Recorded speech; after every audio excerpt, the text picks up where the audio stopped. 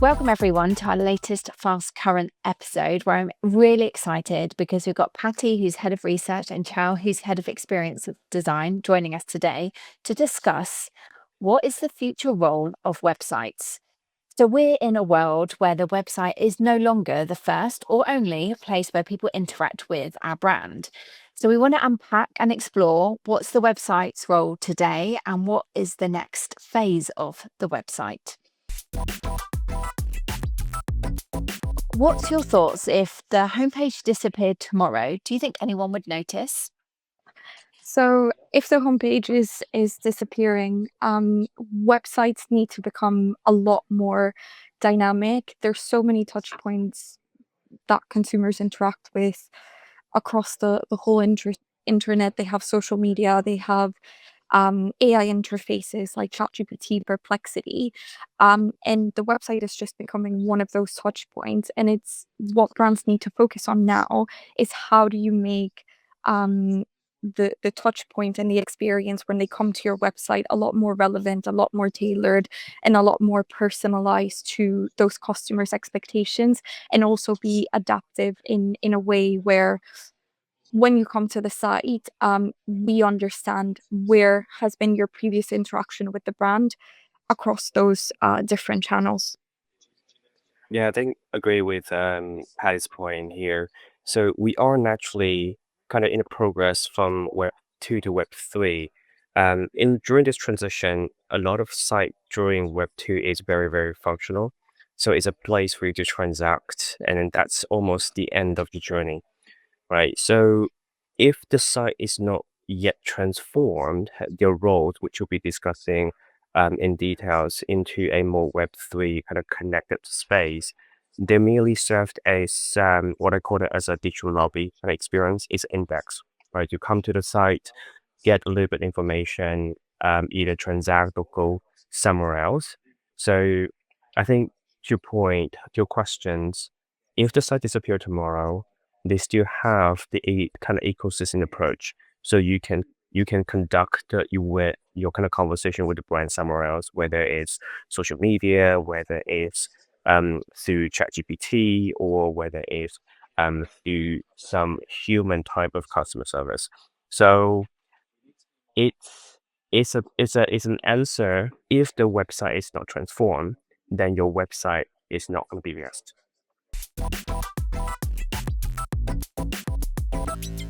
With that in mind, do you think that websites are going to start acting more like a service than a destination? Yes and no. I think there's two different avenues in which I think this evolution is going to happen. One, we see a lot of websites now focusing on creating their own agentic AI search base, which is good because it allows customers to almost tailor that experience and that findability of product a lot more personalized. But the problem is that works if you're coming in to find your answer in that website interface. But if you're coming from already doing your research and your investigation outside of the web, the role of the website needs to be a completely different with and that's where it becomes more of like the service side of things. It becomes kind of like the avenue in which you're transmitting trust, in which you're becoming more of a post-purchase partner in that experience, because if customers can find information, can transact off your site, you need to provide more of that service aspect experience after the purchase to become a trusted partner in the long run, and in return get that value exchange and get the information from your customers from a data point of view. My answer will be like 80/20, right? So yes, it should feel more of a theater. A theater meaning that you no longer come to the space just for transaction. This is no longer just like this is space for you to buy something and leave. Instead, it should feel more like a place for you to feel. So we talked about quite a lot around brand as interface in the past. Is that the website should have a slightly different role and slightly different kind of purpose within your ecosystem. So Maybe in a way it still could serve as some type of destination, but it should have very different experience apart from transaction. Similar kind of conversation we have seen in the past is that the so-called death of high street. Yet we have seen more and more um, kind of establishment or brand transforming themselves on Oxford Street or Regent Street. um, the brand lives on, the shop lives on. But when we enter those spaces, there's slightly different kind of feeling. Instead of hundreds or thousands of items on the catalog for us to browse through, immediately you're embraced by very different feeling. And that feeling is what the brand is designing for you to connect with them. But then we've also got this a separate layer that we now need to consider about how agentic search is then going to consume the data of our website to then present itself within search to perform well as well, So, how are we thinking more about generative engine optimization? How are we writing content now, not necessarily just to be consumed by humans, but by bots as well? I mean, how do you think brands need to balance the two? And how do they prioritize? You need to satisfy for all the different ways in which people want to, uh, like, one, give you the data, and two, the receive that output, and yeah, consume that content. So I think that's going to play a big role in that whole experiential but also transactional and engagement aspect of things. How do you satisfy the different customer needs and those different lenses? I definitely agree. I think the again, when we're applying a kind of human-centered approach to it, when you're really looking into the jobs to be done for those customers, there is a very fundamental need, which is I want to get there faster. I want to get there more efficient, right? It could be I'm looking for a part for the car, or I'm looking for the best Punjabi restaurant in London. So I want to get there fast. I want to be able to book it. Therefore, there is a need for us to conduct it in a most human and then efficient way. So, agentic or large language model is able to help us to conduct that. But there is a need where we talk about the global strategy within them. So we talked about Media Plus Plus, and everything is touch point, everything is consumable. There there is suddenly the requirement or the ask for the website is beyond that functional layers. I think to use the word, Ruth, is that two parts.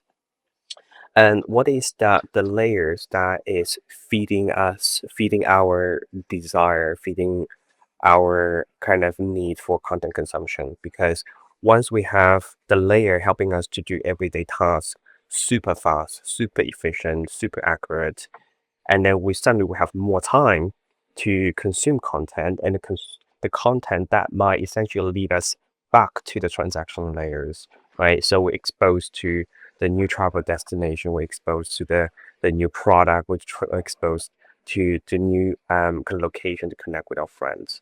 So that two layers, they are quite symbiosis, and you can see that layers where the transaction or the function is happening, it happens somewhere else now, right? So totally agree with what Patty was saying. I myself, I use Perplexity every day. It started as I use Perplexity 20% of the time, 80% on Google, and then now it's pretty much 90% of my time just using Perplexity because I know I can trust it to some extent and to get my answer faster. But I do use website, but I would have much higher expectation on what the website would offer. Do you think that brands are really telling that consistent story across websites, social, and the AI search results? Or do you think that's an opportunity to optimize? I still think we're in that early stage where not all brands have optimized their engine optimization for LLMs. So very few brands are showing up in interfaces, for example, like ChatGPT. So everything feels very disconnected because you see beautiful curated content on Instagram that really matches your desires, but then you get into the brand websites and it feels very overwhelming.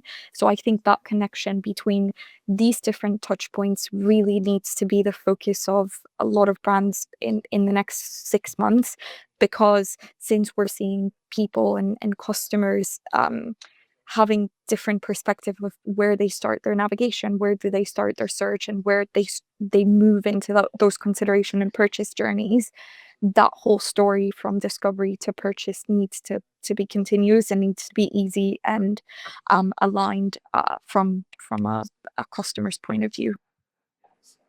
Yes, the I think the story is very simple, right? So we all have this type of experience sometime in our life, more recently probably, is that we we consume a lot of content on social media, and then they are all the brands is selling us some type of promise or some type of dream we want to project into that certain lifestyle. For instance, clothing brand, there with a lovely little shoot somewhere in Central Bank. Great. I want a lifestyle. Then I visit their website even further to kind of facilitate that kind of image. Then when you wear this piece of garment, then you can feel a certain way. You feel like you're sitting in sun on the beach. And then when you arrive in their store, try them on, then you're informed that they don't have your size. You have to transact somewhere else. You're a lot of kind of disconnected and disjointed experiences from promise to immersion to try on, compare, and then you have transact. I think the fundamental problem that we have identified in the past is that not just website itself as a platform, but the entire ecosystem. It's the reason they're quite segmented and disjointed because they are a mirror of how the business is organized. So we've said in the past is that how you organize your website or how do you organize your ecosystem approach is how you organize your businesses. But even small things, and I think these are minor but can have an impact in your likelihood to transact and continue to engage with that brand. You see, for example, clothing paired in a certain way, like the pictures that you see in social media is like a t-shirt with, I don't know, some striped Mhm. pants, and then you go into the website, you have recommended carousels, and the recommended carousels have nothing to do with the images and the content that you've consumed before. So you spend endless amounts of time trying to Yes. find the same vibe because that's what you want. You want to feel exactly the same as you saw in your discovery moment. So I think that alignment is quite important because we need to still, yeah, have that human element in that connection.